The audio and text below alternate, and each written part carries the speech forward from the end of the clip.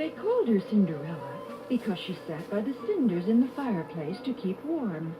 Day and night she toiled for her cruel stepmother and two lazy stepdaughters. But do you suppose Cinderella was sad? Oh, not at all. She made friends with the birds who flew to her windowsill, with the chickens and geese, and most of all, she made friends with the mice. One day, the king of the country said to his Grand Duke, "My son, the prince, should marry, but first he must meet a girl he can love. We shall give a ball this very night. Invite every girl in the land."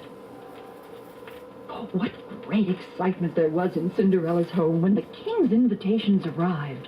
But the cruel stepmother said, "Only my two daughters can go. You, Cinderella, must stay home and finish your work."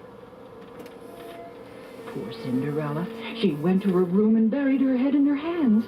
But suddenly, a beautiful lady appeared. "I am your fairy godmother. Bring me a pumpkin, and you shall have a coach to take you to the ball." The fairy godmother waved her magic wand, and the pumpkin became a handsome coach.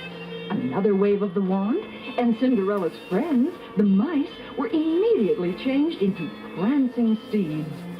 Once more, the fairy godmother waved her magic wand, and Cinderella's rags became a beautiful gown with tiny slippers of glass. "Off you go," said the fairy godmother, "and hurry, for the magic ends at midnight." When the prince met Cinderella, he immediately fell in love with her.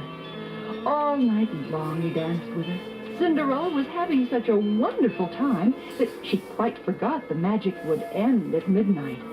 Suddenly, the palace clock struck 12, and just as suddenly, Cinderella remembered. Without a word, she ran from the ballroom, but in her hurry, she left one of her glass slippers behind. Next morning, the Grand Duke found the glass slipper. He told the king, "The prince says he must marry the girl whom this slipper fits." "Then find her," shouted the king. "Find her at all costs." All day and all night, the Grand Duke and his servants traveled about the kingdom to find the foot that could wear the glass slipper. At last he came to the house where Cinderella lived. The wicked stepmother, afraid the slipper might fit Cinderella, locked her in a room and said, "The slipper will surely fit one of my own daughters." But when each tried the slipper on, her foot was much too big. Meanwhile, help was coming for Cinderella from her friends the mice. One on top of the other, they formed a pyramid. The mouse on top snatched the door key from its hook and passed it under the door to the waiting girl. The Grand Duke was about to leave, but suddenly, down the stairs came Cinderella. Quickly, she tried the slipper on. A perfect fit. In no time at all, she was on her way to meet the happy prince.